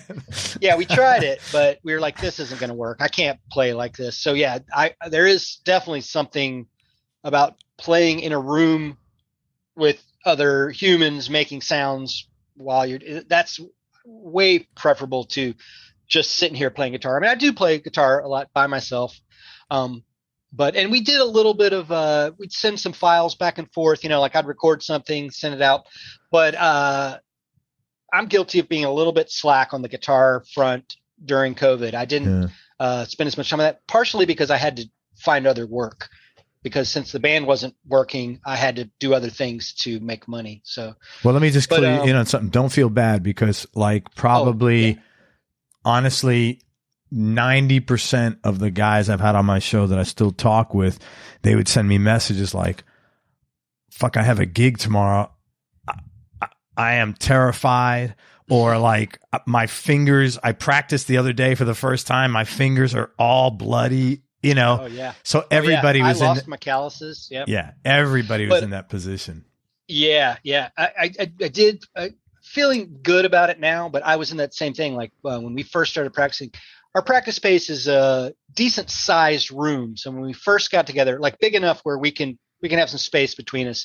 And there's also, I don't know what this place used to be. It's kind of an old industrial building, but there's a switch on the wall, and it turns on a huge exhaust fan. Like you turn on this fan and these vents open up, and it moves a lot of air. So we felt at some point like it was safe enough for us to get together and practice in the practice space. But at first I was the same way. I was like, am I going to remember these songs? Like, and after first few practices, I was like, oh yeah, I got to get these calluses back again. Yeah. And then doing shows.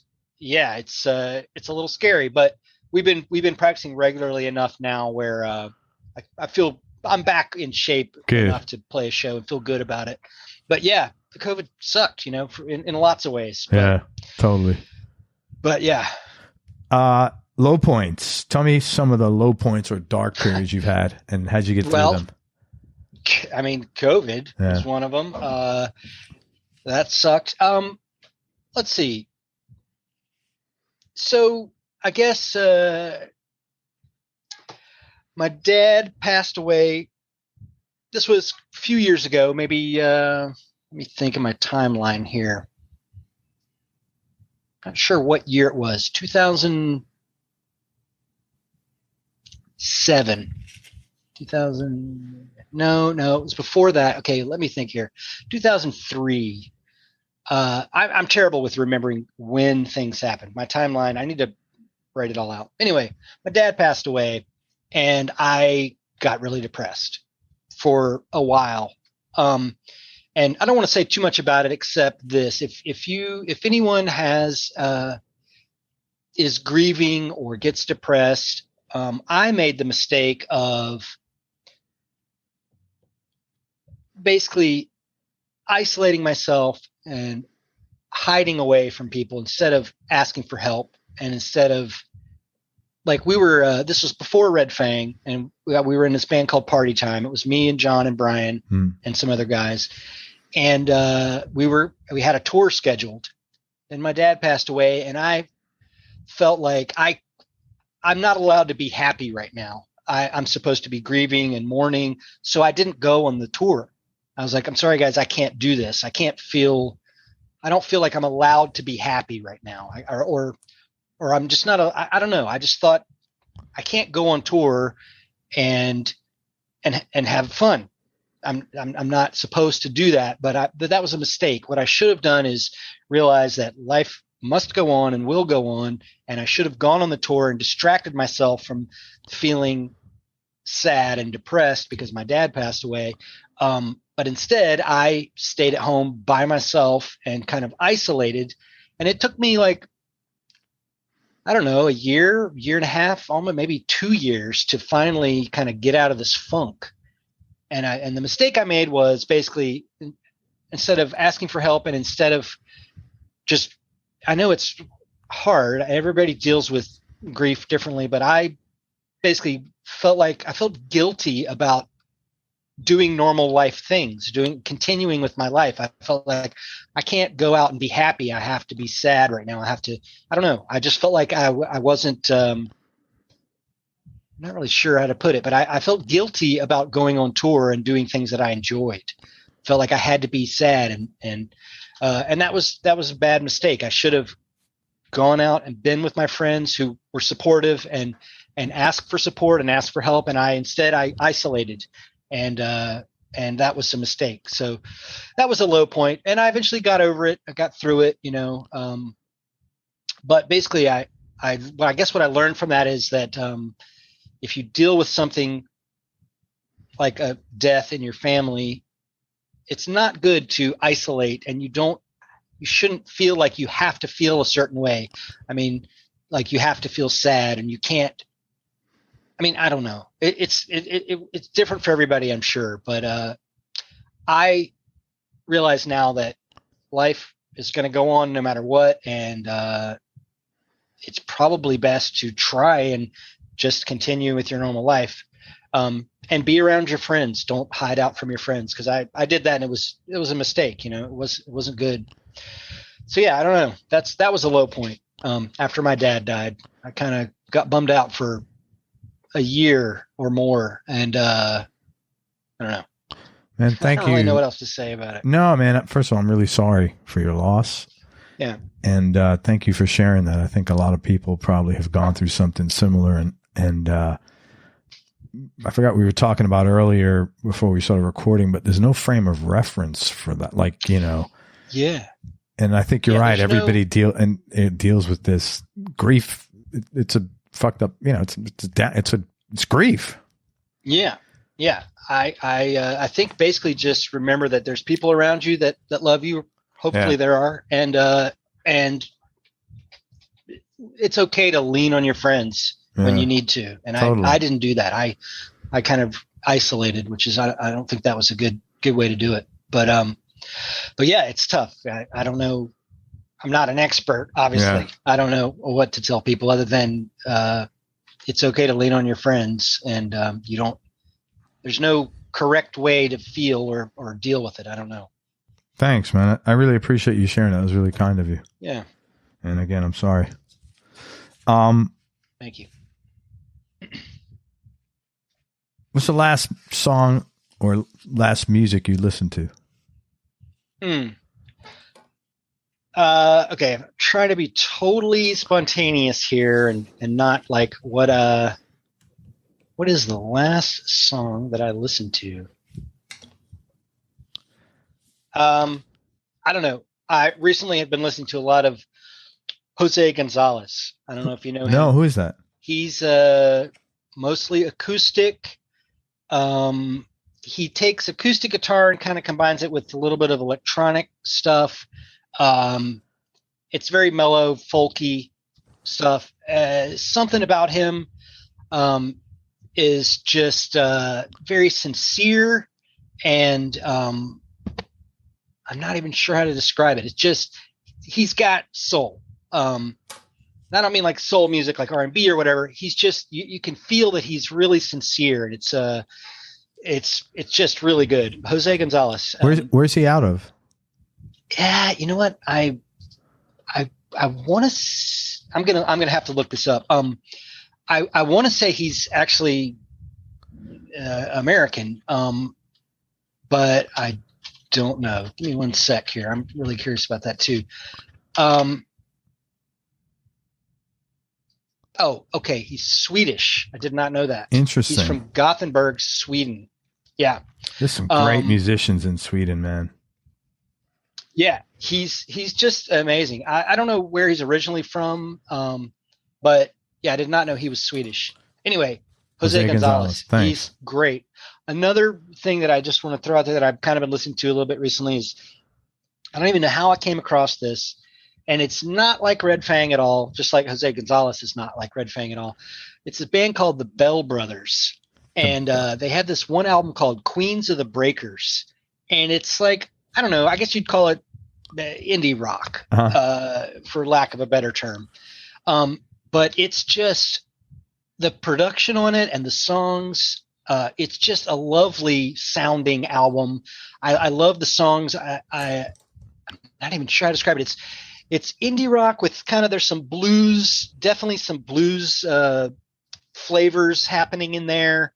I don't know. It's just a great sounding record, and the songs are great. I love the guy's vocals, and anyway, something about that record, Queens of the Breakers by the Bell Brothers. I think it's one of those things like people be like, what? You like that kind of stuff?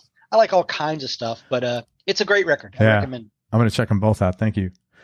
Tell me your top 3 Desert Island discs, just for right now, just for this minute. I like that you just for right now because it's constantly changing. Of course. Yeah. I could ask you this later today to change, probably. Yeah, like my usual go-tos are Black Sabbath, Master Reality. I love Harvest by Neil Young. Yeah, great record. Another record that I find myself kind of coming back to is another oddball one, something that most people are being like, what? You like that? There's this band called Stars of the Lid. I believe they're from, I don't know, they're from Chicago, or maybe they're from Richmond, Virginia. I don't know where they're from. Anyway, the Stars of the Lid. Oh no, you know what? I think they're from Texas. Now that I think about it, maybe they're from Austin. Anyway, Stars of the Lid. It's ambient sounds. I mean, there's songs, but it's not rock and roll. And there's, I'm not sure how to describe it. I think people would just call it ambient music, like Brian Eno, ambient stuff. It's like music that's really nice to go to sleep to almost. Yeah. But it's also very engaging and interesting. It's really great in like some headphones. But the album's called The Tired Sounds of the Stars of the Lid. That's cool. Yeah. And that's an appropriate title. It's it's almost like something that could be a movie soundtrack, kind of just these sounds that you don't even really notice at first happening in the background. But that record, something about it I find very soothing and calming. Yeah. It's a really cool record, Stars of the Lid. And I've also really Desert Island. I want to put all Soundgarden, since you said CDs, put all the Soundgarden. Just a massive box set. Yeah, massive box set. Same thing for Tom Petty. Absolutely love Tom Petty. So if I could have all that on one CD, I know that's kind of cheating. You're asking for, your tops, but I really love Tom Petty. He's great. Do you miss the weather in North Carolina? Because it's pretty different weather-wise in Portland, right? Yeah. I would say the biggest difference in North Carolina is humidity. It's a lot more humid in North Carolina than out here in Portland. But as far as temperature extremes, it's not too much different. Although we've had some insane heat here in Portland recently. Actually, just a couple of days ago, it was up in the hundreds again, which is that's unusual nuts, for here. Man. Yeah. Yeah. It was bad. And like a couple weeks before that, I believe we got up to like 112 or something, which is just what in Portland? Yeah, that's really weird. Normal. It's definitely not normal. But yeah,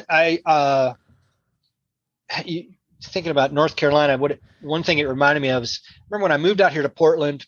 I love Portland. It's great. And it's kind of way more rainy and gloomy, I guess, than North Carolina. The other thing that I realized is there's no fireflies, lightning bugs. Oh yeah, I don't know if you have those up there. Yeah, we have them in Tampa. Yeah. So that must be, I don't know why we don't have them out here, but because you have bugs. North Carolina's got, I would say, no mountains, but that's Florida. North Carolina is loaded with, it's all mountains. Yeah, I don't know why they're not. I mean, maybe it's, and also I don't know, maybe there are fireflies if you go a little farther out or whatever. Maybe it's just right in this area. But anyway, no love bugs either, probably, right? Bugs. Do you have love bugs? Do you have love bugs in North Carolina?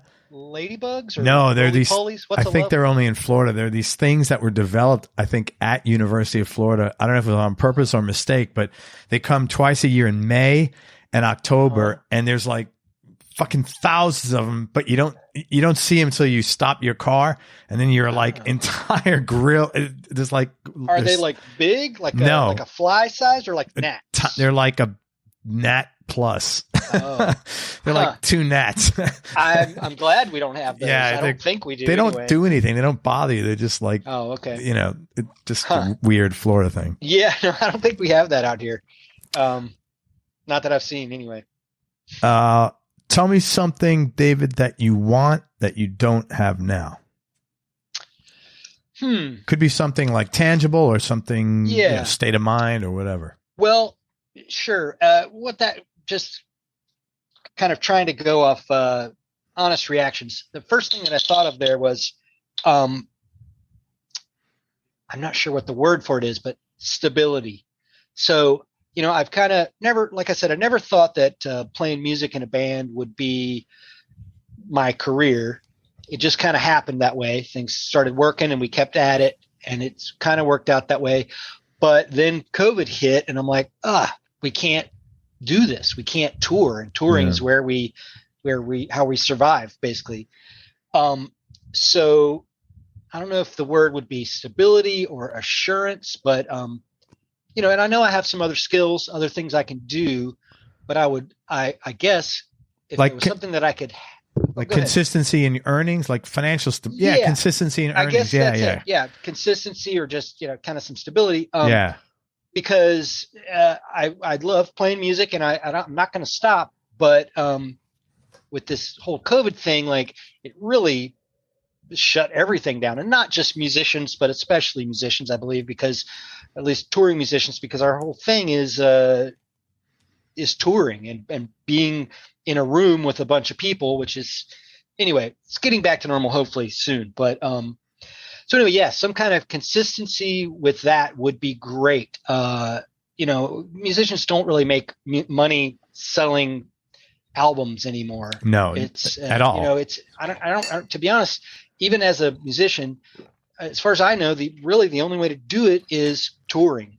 The main way to do it. You can do streaming stuff, but touring and then merch sales on your tour. But yeah, that's the main thing. And so, but anyway, I guess if I could have something, would be just a sense of that,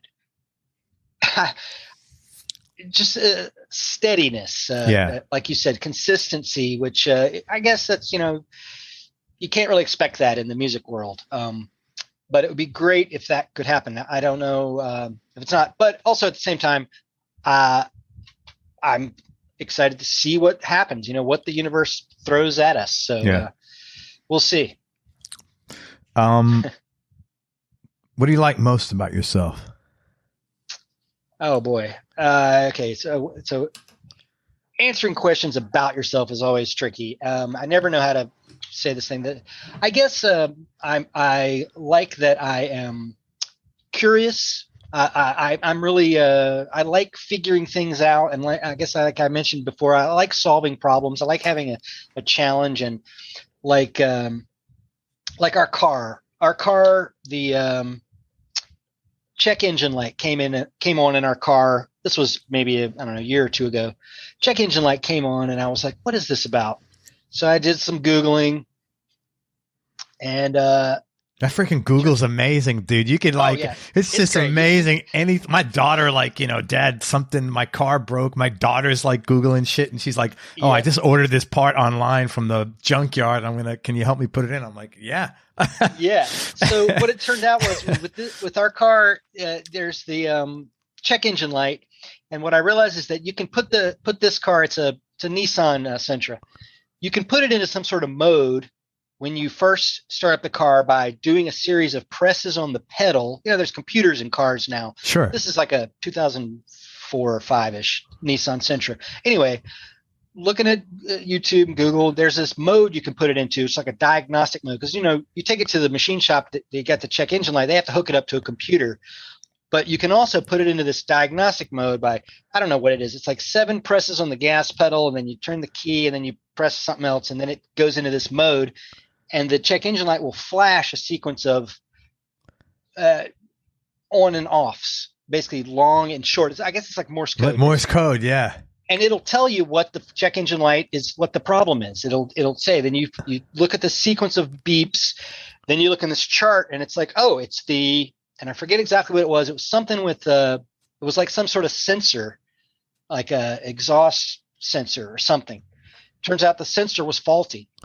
Anyway, so I guess what I like about myself is that I like those kinds of challenges. Like, how can I fix this? I don't want to pay $1,000 at the garage for them to hook it up to the computer. I can do this myself. Yeah, yeah. So I figured out how to read the code for what the check engine light was saying. I went to the auto parts place and bought this $30 part and put it in myself. Yeah. It just was some sort of little sensor that was causing the check engine light to turn on. Anyway, so I guess what I like about myself is that I'm curious and maybe a little bit tenacious when it comes to tinkering and fixing things. I guess. I don't know.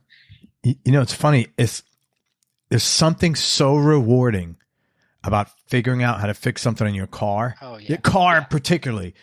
Yeah. And then it's always like, wow, this is not that hard. Feeling. Yeah, because you just know, like, if you have to bring it somewhere, it's like $500, like, or no matter what, it's like, $300 to $500. Oh, this part. Well, we had to walk to Japan and get it for you. It's. I know what you're saying, man. That's it is. It's a good feeling. Yeah, like you said, especially on the car. It's like, and there's sometimes that I'll look at a problem like sometimes electrical problems. I'm like, especially in a car, the electrical systems in there just can be crazy, and I'm like, I'm not gonna even attempt this because I'm going to mess it up. And so sometimes you have to kind of know, like, that's beyond me. Sure. But yeah, it is definitely a good feeling. Oh, God, yeah. And figuring things out. And so what would your wife say she likes most about you? Oh, boy. I think I actually asked her this question. Oh, did you? That's cool. Let me... I don't know. I can't remember what. I think she would just say that I'm friendly, I'm nice. I guess I'm not judgmental about people. To each their own, and that's fine with me. I think she would just say that I'm very nice. I'm friendly, I guess. That's it. I mean, although I definitely am. A little bit of an introvert. I'm not very outgoing. I'm not the guy at the party like, hey, talking to everybody. I'm not that. But yeah, I'm a nice person, I guess. But you're like was it like an extroverted introvert? Because like you're like pretty open. Oh yeah, I don't mind talking about things, but but I don't usually offer them unless you're asking, I guess. Totally got it. Yeah. I don't know. I got it. And I'm lucky. I haven't had too many like people come on and like not answer. I'd be like, what the hell do we do here, man? I wouldn't know because I'm not going to like beat an answer. I mean, like it's your thing, man, So I've been. It is tricky though. Questions where it's like kind of asking you to think about yourself. It's cool. It's a good thing to do, I think, to think about yourself. But I find it, I guess maybe I don't think about myself or how to talk about myself enough, maybe. So I find that kind of question can be tricky to have a good response to. What's the best thing about yourself? It's like, I don't, I'm just not good at that kind of thing, but yeah. Do you have hobbies outside? I know you have hobbies. What are your hobbies outside of music? Well, coding. Like I said, coding. I enjoy that. For a little while, and it's not really related to coding. I was learning how to build guitar pedals, learning some electronics. Dude, that sounds like a good fit for you.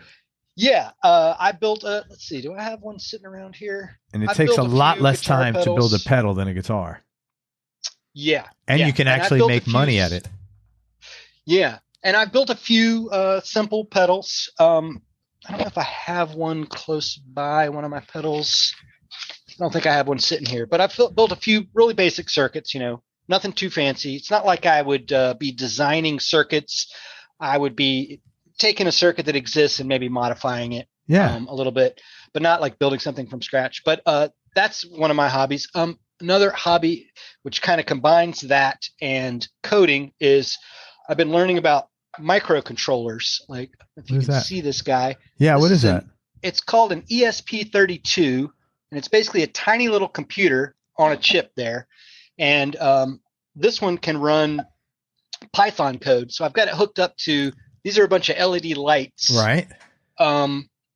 Actually, this is like being at the science fair, man. This is awesome. I love science, so this is like cool. This is cool, man. If this will work if I connect this. I don't remember what. Oh yeah. So okay. Maybe it's hard to see with the light. No, I see it. It looks great. This is a part of a thing that I'm trying to code. Basically, this little guy is controlling the LED lights on here, and they're real slowly changing colors. Oh man, cycling through. It might be hard to pick it up on the camera, but anyway, so. That's learning cool. how to code these little things. And the cool thing about these kind of microcontrollers is you can take code and interface with real world things like lights or anything, really, temperature sensors. So anyway, that's another thing I've been kind of learning about how to do that kind of stuff. And, you just got to try it out. And those microcontrollers, amazingly, that thing costs like $4 for that. Wow. That's ESP32, or maybe